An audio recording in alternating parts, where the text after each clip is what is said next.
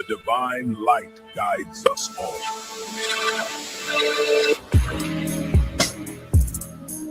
How about you, Mel Shine? How about you, Mel Shine? Rakata Yahweh Shine. Rakata Yahweh. Rakata Yahweh. Rakata Yahweh Shine. Psalm 145. I will extol thee, my God, O King, and I will bless thy name forever and ever. Every day will I bless thee, and I will praise thy name forever and ever. Great is the Lord, and greatly to be praised, and his greatness is unsearchable. One generation shall praise thy works to another, and shall declare thy mighty acts. I will speak of the glorious honor of thy majesty, and of thy wondrous works. And men shall speak of the might of thy terrible acts, and I will declare thy greatness. They shall abundantly utter the memory of thy great goodness, and shall sing of thy righteousness. The Lord is gracious and full of compassion, slow to anger, and of great mercy. The Lord is good to all, and his tender mercies are over all his works. All thy works shall praise thee, O Lord, and thy saints shall bless thee. They shall speak of the glory of thy kingdom, and talk of thy power, to make known to the sons of men his mighty acts, and the glorious majesty of his kingdom. Thy kingdom is an everlasting kingdom, and thy dominion endureth throughout all generations. The Lord upholdeth all that fall, and raiseth up all those that be bowed down. The eyes of all wait upon thee, and thou givest them their meat in due season. Thou openest thine hand, and satisfiest the desire of every living thing. The Lord is righteous in all his ways, and holy in all his works. The Lord is nigh unto all them that call upon him, to all that call upon him in truth. He will fulfill the desire of them that fear him. He also will hear their cry, and will save them. The Lord preserveth all men that love him, but all the wicked will he destroy. My mouth shall speak the praise of the Lord, and let all flesh bless his holy name forever. Show my love for thee. Abanawa, Shabashamayim, Kodash, Haya, Shamka, Yahweh, Malakwithka, Taba'a Ratazaka, Haya, Aisha, Ba'arataza, Kawa, Haya, Bashamayim, Nathananawa, Lakom, Kal Yawam, Wasalakhlanawa, Khawabwat Nawa, Kasalak Nawa, Kawabwati Nawa, Wala'a, Tabaya Nawa, Banasayawan, Abal, Haushai Nawa, Mayan, Rai Kaya, Laka, Hamalakwath, Waha Allah, Wahata Ba'arath, La Iwalamium, Aman. How about you, Mel Shine? Rakata Yahweh Shine. Rakata Yahweh. Rakata Yahweh.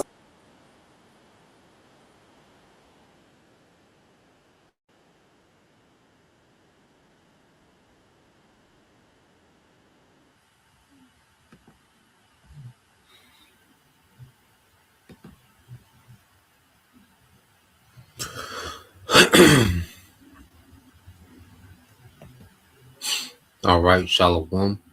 First and foremost, I would like to give all praise and glory unto Yahweh, Bahashem, Yahweh Shai, Bahashem, Rakakwadash, and double honors unto the apostles and the elders of GMS who rule well, teach well, being great examples to us younger brothers, and peace and blessing and salutation to the hopeful lake out there pushing his word and truth and in sincerity across the four winds in the name of Yahweh Bashem Yahweh Shai, pushing to get up out of here. Shalom to the hopeful lake, the believers and listeners whom have came back to the obedience of the scriptures through faith in Yahweh Bashem Yahweh Shai. All right, and what I want to get into, today, dealing with Esau, Edom, how he embodies, spiritual Sodom and Egypt, and also, Babylon as well. That's why, this devil, this empire, all right, dealing with America being the centerpiece, okay, of Edomite rulership in the earth, and this American empire, is likened to Egypt, okay, is likened to Sodom and Gomorrah, okay, and is likened to what? Babylon the Great, all right, which are all Hamitic, okay, kingdoms and empires, Okay, handmade cultures. You see, which was heavy into Satanism, witchcraft, dark magic, sexual lewdness, rebellion. Okay, and we're going to go into these things. All right. Now, when you go into Job 21, as it speaks to the mind of Esau, Edom. Okay, when the one thing about the Bible, it gives us the scoop. All right, puts us up on game of the mind of Esau, Edom. Okay, so when you go to Job 21 and 14, okay, it says, therefore they say unto the Most High, depart from us, for we desire not the knowledge of thy ways. Okay, and this is the inward thinking, the inward man of Esau. Okay, that's why his rulership is based on rebellion to the Most High. It's based on rebellion to righteousness. It's all about trying to undermine the Most High, his authority, his ways, his order. Okay, this devil, his kingdom, it fights against nature. Okay, this devil is just anti, all right, Most High. Okay, anti-righteousness, man. Okay, and the devil thinks he's on a level to where he can replace the Most High now. Okay, he in his mind, he's operating on the wisdom that transcends the wisdom of the scriptures. So in his mind, the scriptures in his way. Okay, so his new world order is built on pure rebellion against the Most High and separating humanity and creation from the Most High through his technology, man. Okay, Job 21 and 15, it said, what is the Almighty? No reverence. This devil doesn't reverence Yahweh by Shema Shai. Okay, his kingdom is in complete disregard to our power, man. Okay, it says that we should serve him. And what profit should we have if we pray unto him? And this devil's like, look, I, been prospering in wickedness. You see, we've been dealing with demons and Satan. Why should I submit to the Most High and his ways when I've been prospering on the left? I've been prospering in wickedness. I would be going, Esau in his mind, I would be going backwards serving the Most High. You see, I have became a God. Okay, I've transcended beyond just a man through being wicked, through left hand means, through technology. Okay, so serving the Most High, submit to the Most High, would be going backwards to Esau. That's his mind. This is the devil we're dealing with, man. It says, lo, their power is not in their hand. The counsel of the wicked is far from me. So these devils don't understand the power. It's like it says, lo, their good is not in their hand. The counsel of the wicked is far from me. So these devils are doing good, not because of the works of their own hand, because of prophecy, man. All right. And the Lord has these devils in the good estate. All right. Ruling, been, they've been able to dominate militarily, economically, politically. Okay. Their influence, their ideology, their wine, it runs the earth. Okay. So this devil has been prospering, but it's not because of him. All right. It's because the Lord has set this nigga up just so the Lord can showcase power. Now, the Lord is going to show the earth his power through Esau's rulership. Okay. So this devil has been lifted up and been able to excel and establish himself in wickedness. Okay. For the Lord to show his power. Okay. But their counsel is far from the Most High. Okay. Their counsel is in complete opposition to the righteousness of the scriptures, man. And that's why the Lord is getting ready to intervene. Okay. And stop this man in his tracks. Verse 17 said, how oft is the counter of the wicked put out, and how oft cometh their destruction upon them? The Most High distributed sorrows in his anger. Okay. So how often is the counter of the wicked put out? All these wicked empires that have came and went. Okay. And Esau, in his mind, he got it figured out this time, man. You see, in his mind, he has this thing figured out. Okay. He thinks that he's, going to achieve something that's never been done, which is to undermine the Most High. Okay. To rebel. Okay. And walk away, unscathed. Okay. It doesn't happen like that, man. All right. And these Hamitic nations that tried it, all right, they all been confounded. All the nations that have tried it have been confounded. Okay. So this devil in his mind, he's finna do what has never been done. Okay, and let's walk away unscathed from his rebellion. You see, let's go here real quick. Since I said that, let's get that in the book of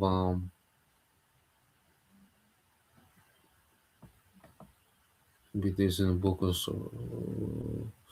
Sirach 16.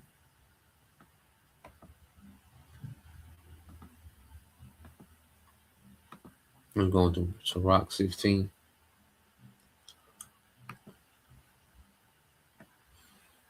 All right, this is the book of Sirach, chapter 16.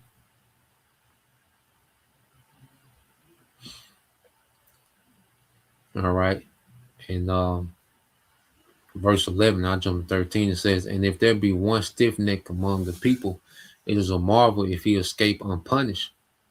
Okay, so if it be one single person that's stiff necked, it's a marvel he escaped unpunished, man. But what about a whole nation of people that runs the earth? Okay, it said, "For mercy and wrath are with him. He is mighty to forgive, and his forgiveness is for the elect of his people." Okay, whom he has given grace, to repent and return to him before the judgment, man. And mighty to pour out. It says, for mercy and wrath are with him. He is mighty to forgive and to pour out displeasure. And we're going to see, okay, the Lord pour out displeasure on Esau, man. The Lord is displeased what Esau, all right, has done in his rulership, man. He's highly displeased. And he's going to show that displeasure through wrath.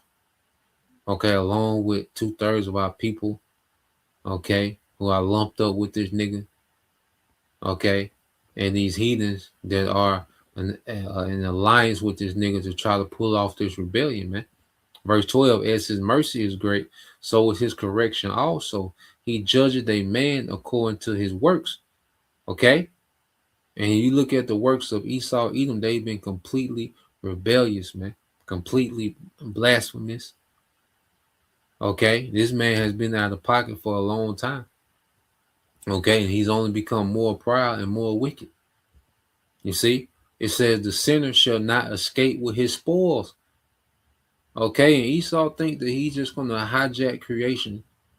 Okay, set up digital infrastructure, depopulate the earth, put a sea hip in everybody, and just govern, humanity through AI forever. Okay, and he's just gonna, Esau thinks that he's gonna run off from the plug and live.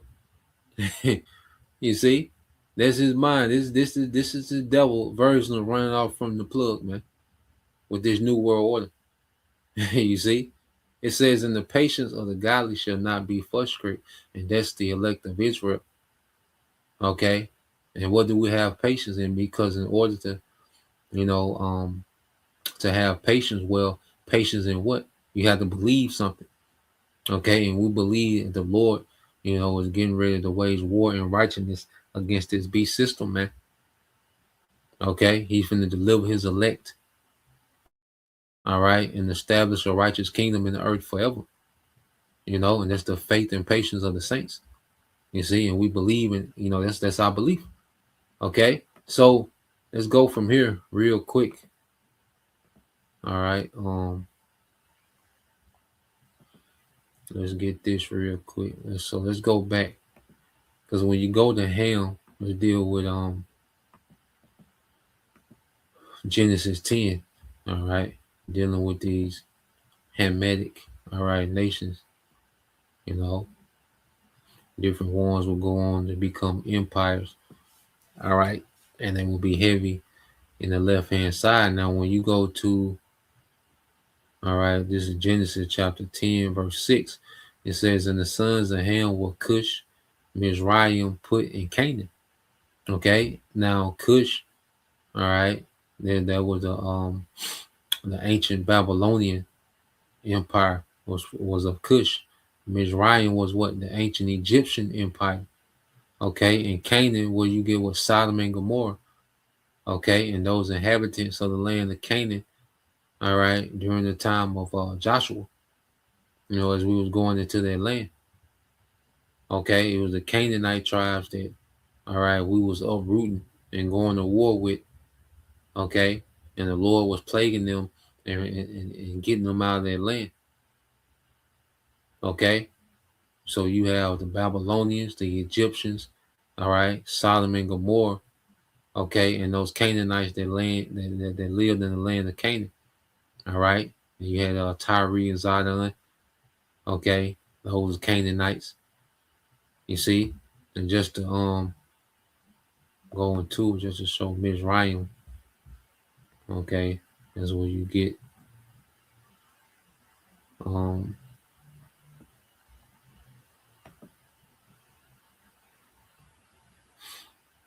let's go here.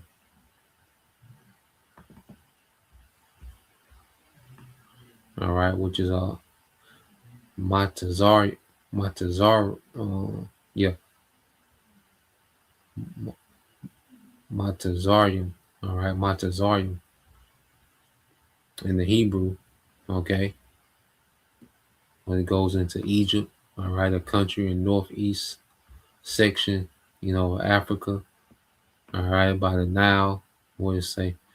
Upper. Okay, and lower Egypt, Egyptians. Okay, it also means double straits. Okay, which we will come into spiritual Egypt and serve another captivity. Okay, so just as you have Egypt known for double straits or double difficulty, which that's what we in now in America.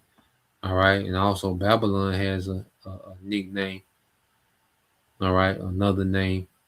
All right, uh, goes into uh, uh, Marathon.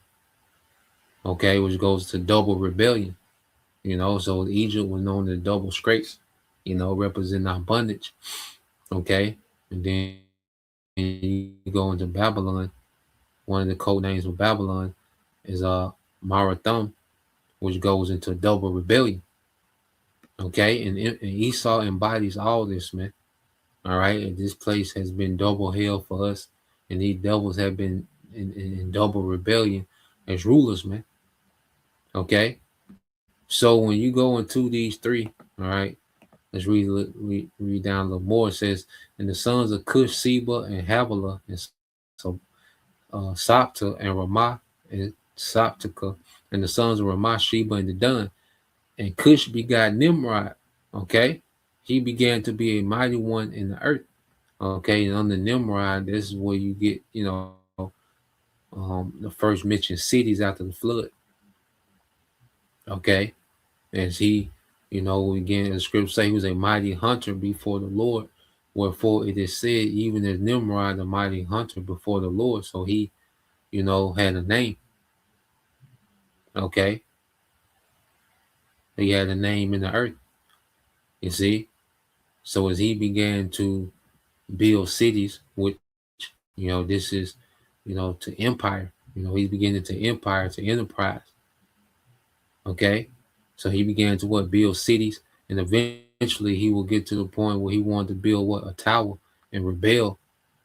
Okay, against the Most High.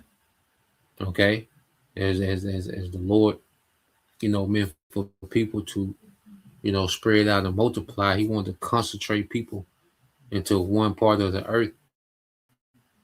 Okay, and to build a rebellious infrastructure, the Tower of Babel, just like Esau. He wants to concentrate people in these smart cities and build this digital infrastructure, which is a digital Tower of Babel, man. Okay, he wants full control over the population. All right, and undermine the Most High. And this was what Nimrod was doing, was wanting to undermine the Most High. Okay, so by the time you get to the time of Jacob and Esau, okay, and Jacob is going to be sent away. All right, let's go here. Genesis 28:1. It says, and Isaac called Jacob and blessed him and charged him and said unto him, thou shalt not take a wife of the daughters of Canaan. Okay, so Canaan was always emphasis for wickedness, man. All right, there was always infamous for that, man, which means to be have notoriety or notorious for being wicked. Okay? So the Canaanite Jacob, and Isaac told Jacob, look, do not mess with those Canaanite women. Okay, the wives of the daughters of Canaan. Okay, because they was extremely wicked, man. It was a wicked stock. Okay, it says, arise, go to Pandanaram, into the house of Bethel, thy mother's father, and take thee a wife from thence of the daughters of Laban, thy mother's brother, and the Most High Almighty bless thee and make thee fruitful and multiply thee, that thou mayest be a multitude of people. So this is Isaac, all right, being blessed. This is Isaac blessing Jacob. All right, and shows you that Isaac wasn't upset that Jacob got the blessing, because he's mentioning the blessing of Abraham. Okay, in the 28th chapter. Show you that Isaac wasn't pissed off that Jacob was blessed. Okay, he's doubling down on it. Okay, telling him what to be fruitful and multiply. In verse 4, and give thee the blessing of Abraham to thee and to thy seed with thee. Show you that the blessing was always meant for Jacob, man. Okay, Isaac ain't scolding Jacob and saying, why did you do that to your brother Esau? Nah, he's telling him, look, go be fruitful and multiply. Don't deal with them women from Canaan. Go get you a daughter from amongst, your mother's people. Okay, get you a wife from amongst your mother's people. Don't deal with them Canaanites. Okay, he's not wilding out on Jacob because Jacob got the blessing. Okay, no, Isaac is, doubling down on that blessing. He's giving him further instructions, man. Guiding him, man. It says, and give thee the blessings of Abraham to thee and thy seed with thee. All right, when you get to 12 tribes, that thou mayest inherit the land wherein thou art a stranger, which the Most High gave unto Abraham. Okay, so Isaac was warning Jacob to stay away from the daughters of Canaan. Okay, because they was heavy into the witchcraft of sexual magic and Satanism, man. Okay, and when you go forward, let's get this. We got this early, but I want to get this point again. Is in Numbers. I think it was Leviticus 18. So lucky. Because you go in Leviticus 18, chapter 18, chapter 19, and chapter 20. There's pretty much 3 chapters of Moses. All right, going through laws that were anti-Hamitic, anti-Canaan, anti-Egypt. All right. So when you go to Leviticus 18:1, it says, and the Lord spake unto Moses, saying, speak unto the children of Israel and say unto them, I am the Lord your power. After the doings of the land of Egypt, wherein ye dwelt, shall ye not do. And after the doings of the land of Canaan, whither I bring you, shall ye not do, neither shall you walk in their ordinances. Okay? So we were specifically told, all right, not to be like them damn Egyptians, man, and them Canaanites. Okay? The Lord specifically called out these Egyptians and these Canaanites, man. All right, because Egypt was heavy into the dark magics, and Canaanite was heavy into the sexual rituals, the child sacrifice. Okay, and this great Satanism, man. All right, or filthy people. It said, ye shall do my judgments and keep my ordinances to walk therein. I am the Lord, your power. Okay, but now when you go here with this devil Esau, what does Esau do? You go to Genesis 36. What does Unc do? All right, Genesis 36:1. Now these are the generations of Esau, who is Edom. Esau took wives of the daughters of Canaan. Okay, so he took wives of the daughter of Canaan, Adah, the daughter of Elon, the Hittite, and Halabamah, the daughter of Anah, the daughter of Zibeon, the Hivite. Okay, so this devil Esau Edom, Okay, Esau, he went and took two daughters of the Canaanites. Okay, and what do you think Esau was on? He was into that nastiness, man. He was all the way in. That was right up his alley. Okay, so this devil linked back up with those Canaanites. Okay, Esau married into Canaan from the jump, at the gate. Okay, Esau, because he was attracted to that darkness, man. All right, going back to the spirit of the serpent that's in Esau. Okay, so now let's go from there. All right, real quick. In which, let's go here. Pull this up in the chat real quick.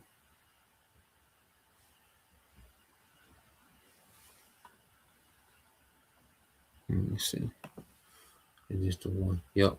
So you go here, as we know, the Bible, heavily condemned. All right. These Canaanites. It says, were the Canaanite infamous for wicked rituals? It says in the Hebrew Bible, yes, they are portrayed as morally corrupt and religiously depraved. Okay, it says from the Bible perspective, the Canaanites are repeatedly condemned for idolatry, worship of Baal, Asheroth. Okay, Baal is basically Satan. Okay, Ashtoreth, as we get the queen of the heaven, which queen of heaven goes under different names. On the Cush, she was Ceramis. All right, on the Canaanites, she was Ashtoreth. Okay, you get on down the Greco-Roman Empire, she goes by Diana of Ephesus, and I think Martes. If I'm saying it right. Okay, but it's the same deity. They just recycle these same gods amongst the heathen. Okay, so it says idolatry, worship of Baal, all right, Asherah, Molech, etc. Child sacrifice, ritual prostitution, divination and sorcery, sexual practice considered immoral under Israelite law. So this is the culture of today. Okay, the people that run the earth, the people that they put on these TV, they're all involved in this, man. Even these little news anchors and everyone that's on their TV, man, they're involved, all right, in these rituals in some form. Some way more than others, some more than others, all right, but they're involved, okay, because Babylon is nothing but, Hollywood is a Babylonian church, man. Okay, the entertainment industry, man, is nothing but a Babylonian, all right, a Canaanite freak show, man. Okay.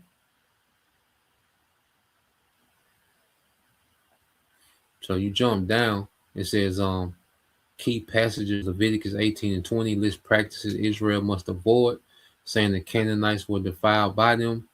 Deuteronomy 20:31 says they burned their sons and daughters in fire to their gods.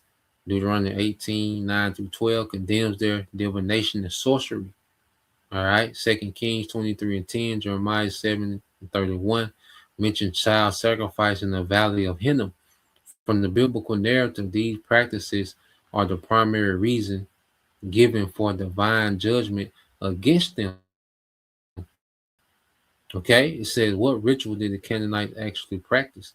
Okay, based on archaeology and ancient Near East texts, polytheistic worship. They worship many gods, including Baal, all right, El, the chief god, Baal, storm and fertility, Asherah, the mother goddess, not war gods, and possibly Molech and Macon. Okay, so the Canaanites were known, for their sexual, all right, rituals, child sacrifice, ritual prostitution, divination, and sorcery, and they was some dark, disgusting left hand, all right, witchcraft, man. Okay, now I asked it. Let's see.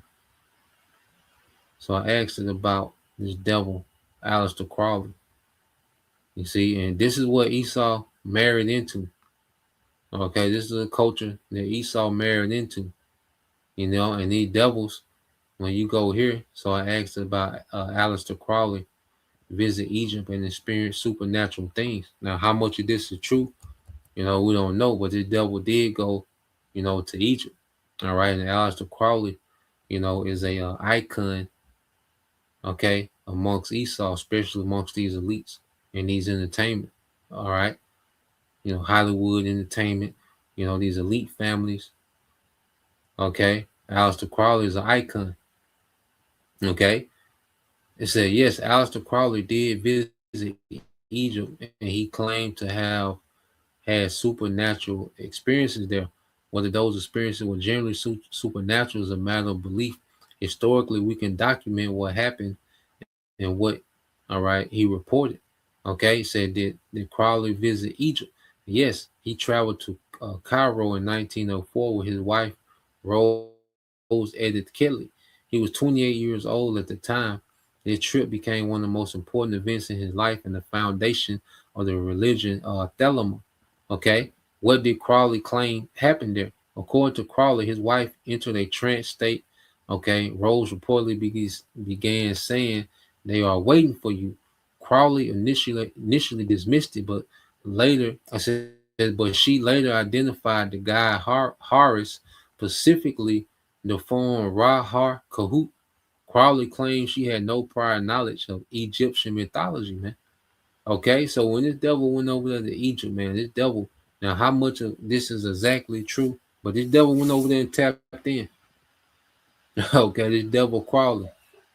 Okay, and like I said, he became, a major, okay, icon, amongst Satanism and mysticism. Okay, and sexual magic. He became an icon in that arena. Okay, it said the stele of revealing. It says Crowley visited the Bolak Museum museums like in Cairo, now part of the Egyptian Museum. Rose allegedly led him to a funerary stele labeled Stele 666 or Stele 666. Okay, and Crowley called himself the Beast Man. Okay, what is the number of a man? Okay, so it's a funerary stele labeled 666. The artifact depicted, okay, let's see what a stele. Hold on. What is a stele?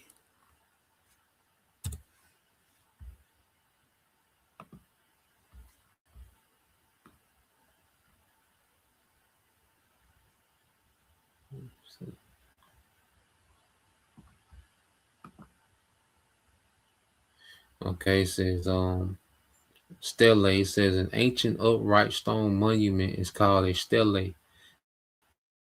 Many stelae were carved with inscriptions and used in grave markers. These tall slabs played an important role in the tradition of ancient Greece, okay, Egypt and Somalia and more. Okay, so these steles are pretty much like tombstones.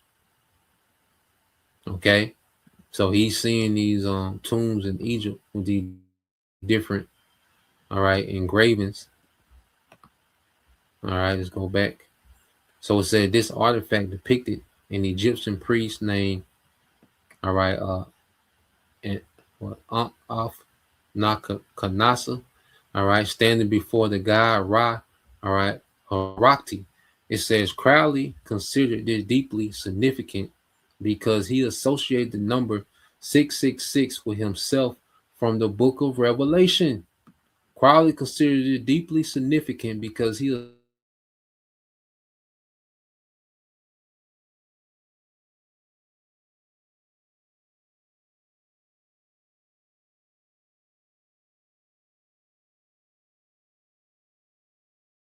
book of Revelation. They embody this beast system, the beast of Revelation.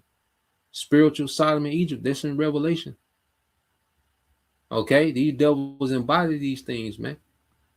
Okay, and he said that the deepest form of sexual, okay, magic and power was through, all right, the backside of little boys, man. Okay, it says the dictation of the book of the law. Crowley claimed that on April 8th, 9th, and 10th, all right, in 1904 at exactly noon, all right, he disembodied entity named Awas dictated to him. The result was the Bar al Valagese, which is the book of the law, Crowley described a wasp as a, a, a praetor human intelligence, possibly his holy guardian angel, or a discarnate spiritual being. This text became the foundation of Thelema, whose central teaching is "Do what thou wilt shall be the whole law." Okay, and this is a culture of today of "Do as thou wilt." Okay, my body don't choice. I don't need a man. Just do it. Obey your thirst. You know, F how it turned out. You see, this is a "Do as thou wilt" culture. My body, my choice. You see, this doctrine heavily, okay, influences this modern culture, man. Okay, which this comes from Egypt. You see, so let's go here. I get too deep into that. All right, you can research that guy. But Esau tapped back into Egypt, you know, through Crawley. Now you had the Ptolemy dynasty; they tapped into Egypt as well during the time of the Greeks. Okay, but most recent, you know, the devil linked up with Egypt through this devil Crawley. All right, it's Edomite Crawley. So I asked it real quick. I said, how does Aleister Crowley influence the culture of today? What celebrities endorse his views and or have worn his apparel?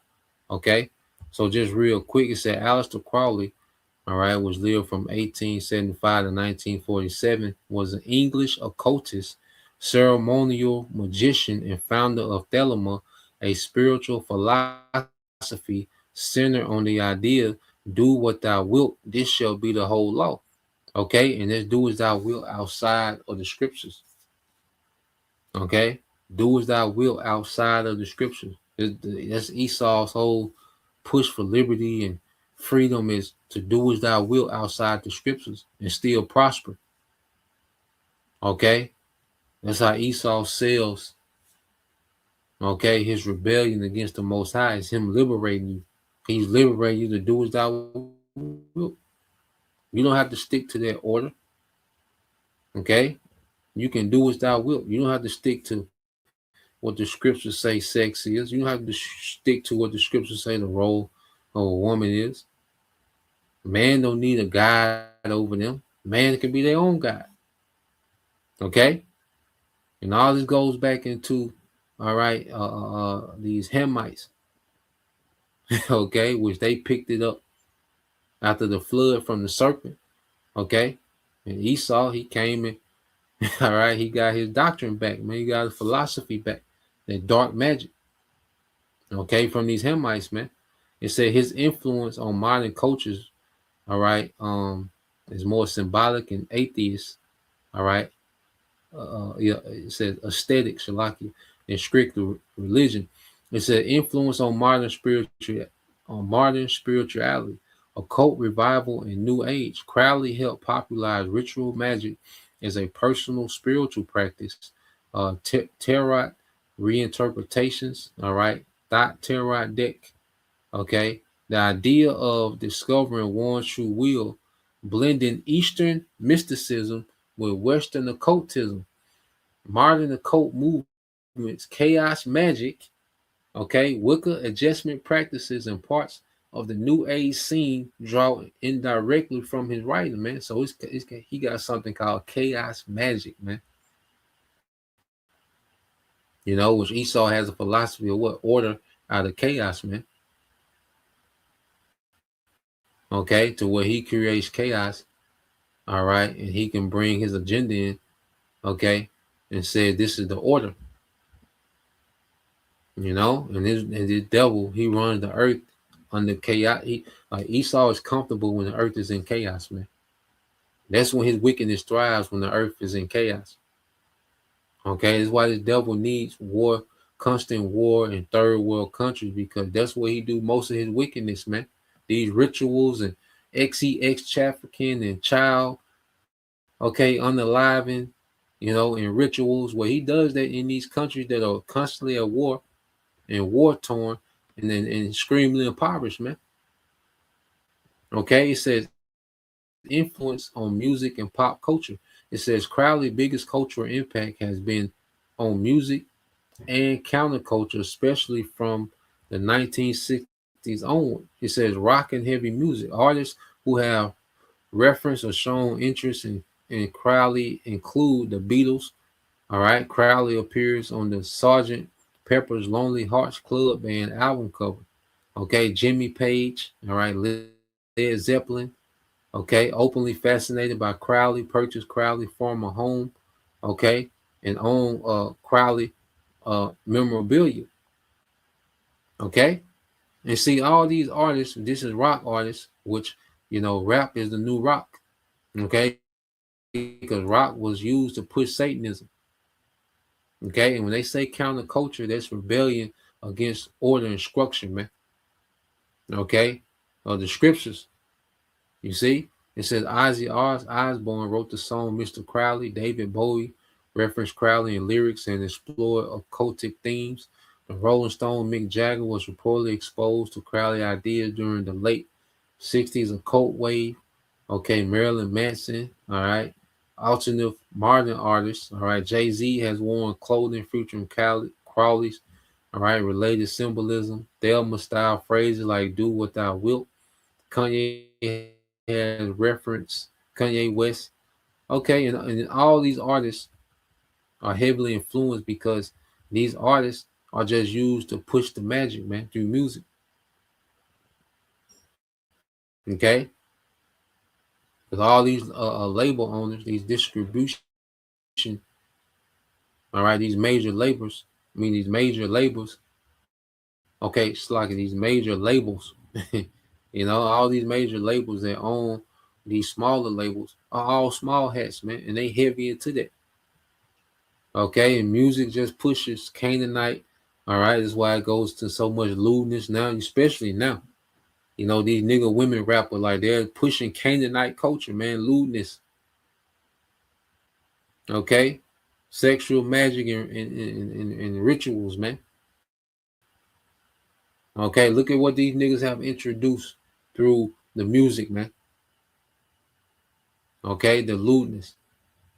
You see, this is nothing but Hamitic culture, man. Egyptian, Canaanite, all right, and it's all under the guise of a rebellion, like Babylon, man. Okay, so these devils have went and tapped into the spirit, okay, of these lewd, rebellious, wicked, Hamitic, okay, empires, man. Esau embodies these things now. He embodies these things now, and that's why when you go to Revelation, okay, when you go to the book of Revelation,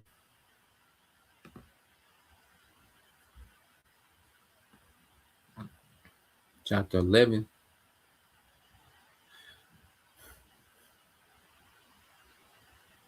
okay, and 8, it says, "And their dead bodies shall lie in the street of the great city." And the dead body represents Israelites being, us being spiritually dead. Okay, who's in the spiritually dead state. All right, this is during the time of us, being captives on the Esau. Us being gathered as a people and put into captivity on the Esau. Beaten and broken.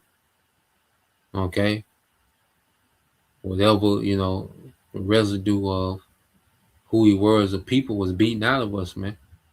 It was bred out of us, man, separating the families. Okay, so we became completely dead to who we were, to who our power was. Okay, in this great city, which is spiritually called Sodom. Okay, is lewdness. Okay, in Egypt, those double scrapes. Double bondage. Okay, so we will serve a double bondage. All right, a harsh captivity in the Sodom-like environment, man. Okay, and what was Esau doing? Bulk breaking, man. What was he doing? He was popping them in front of the family, man. The Canaanite spirit, man. Okay, Sodom, goddamn Sodomite, man. Okay, where also our Lord was crucified.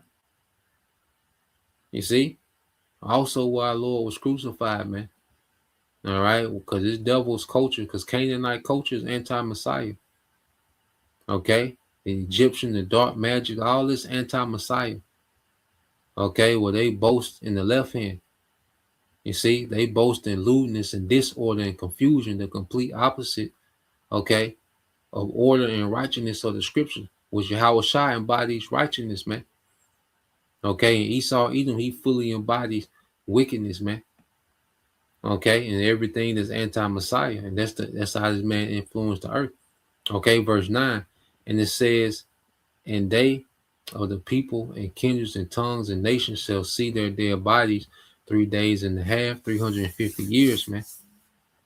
Okay, so from 1619, when this devil began to bring the bulk, all right, of the southern tribes over here to serve captivity with the northern tribes, okay, all the way into the time of 1969, 1970, okay, when the spirit of life, entered into Elder Abba Bivens, okay, which is going to keep going to it, and said, and shall not suffer their dead bodies to be put in graves, man, because no one was telling us who we were while we was in this position, because the elites of these other nations and the elites of Esau and these other nations always knew who we were, okay, but remember these nations had consulted together to make us a hidden people, no people, so they can forward, all right, the agenda, okay, of their gods.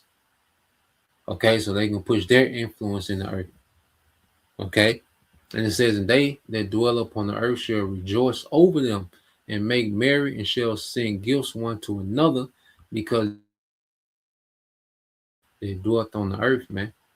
Okay, so these devils, all right, were in a rejoiced state, because like I say, these elites knew exactly who they had in captivity.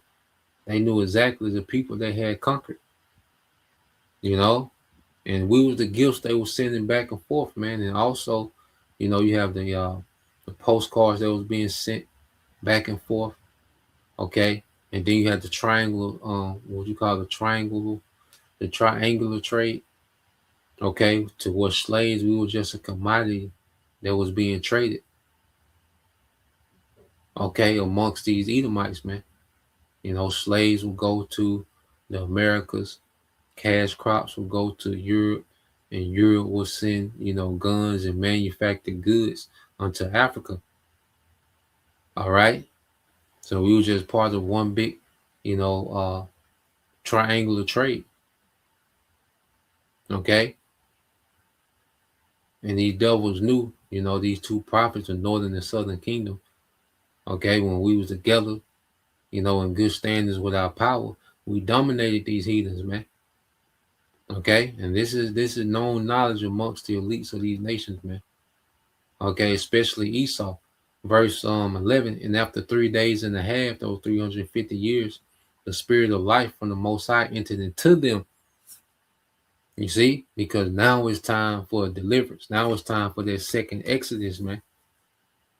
Okay, and after 3 days and a half, the spirit of life entered into them, and they stood upon their feet, and great fear fell upon them, which saw them.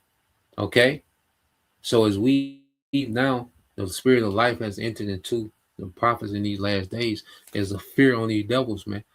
Okay, because these devils understand the power of us being connected back to our power, man. Us standing on our feet, us being in good standings with our power.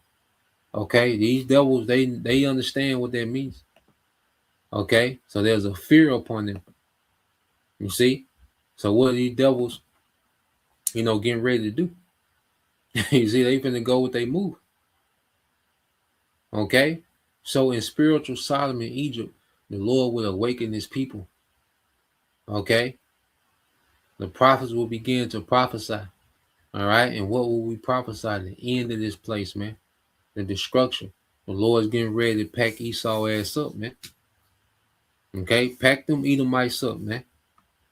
You know, Let's go here to Jeremiah. Jeremiah 23. Okay, because Yahweh Shai, he's coming, okay, to wage war and righteousness, man. Okay, on Babylon the great, spiritual Egypt, Sodom. He's going to bring all right, fire to Sodom. All right, the new Sodom and Gomorrah, which is all in America, embodies all that, man. Behold, the days come, said the Lord, that I will raise unto David a righteous branch, and the king shall reign and prosper, and shall execute judgment and justice in the earth. And that's Yahweh Shai. Okay, so he's going to bring judgment to the whore. You know, America has a lot of code names in the Bible, man. It's the whore, the ride of the beast, Babylon the Great, spiritually Sodom and Egypt. Okay, and there's so great a judgment, man. Because Esau, you know, through America embodies all the wicked empires, okay, that ever were, man. Especially the Hamitic empires, man. All right, ancient Babylon, all right, Egypt. All right, and Sodom and Gomorrah. And Sodom and Gomorrah wasn't an empire; it was more of a culture. You see, it was a city, you know, but it was more so of a culture of lewdness, man, which Esau embodies. It says, "In his days, all right, in his days Judah shall be saved, and Israel shall dwell safely, and this is the name whereby he shall be called, the Lord our righteousness," man. Okay, and also when you keep reading. It said, therefore, behold, the days come, said the Lord. And that's talking about the deliverance of the northern and the southern kingdom as well. In them days, Judah and Israel, you know, because his word is, you know, uniting the tribes. You know, that's why you see camps full of brothers of northern and southern kingdom, you know, because the Lord is getting ready, you know, to deliver, you know, his remnant from amongst all the tribes, man. Okay. It said, therefore, behold, the days come, said the Lord, that they shall no more say, the Lord liveth, which brought up the children of Israel out of the land of Egypt. Okay. This is going to be a second Exodus. But the Lord liveth, which brought up and which led the seed. Okay. Now you know it's dealing with the lineage of Israel out of the north country and from all countries whither I have driven them, and they shall dwell in their own land. You know, so there's going to be a great exodus from this spiritual Egypt, which is America. Okay, spiritual Sodom, Babylon the Great. Okay, so we're in the time of a great deliverance, man.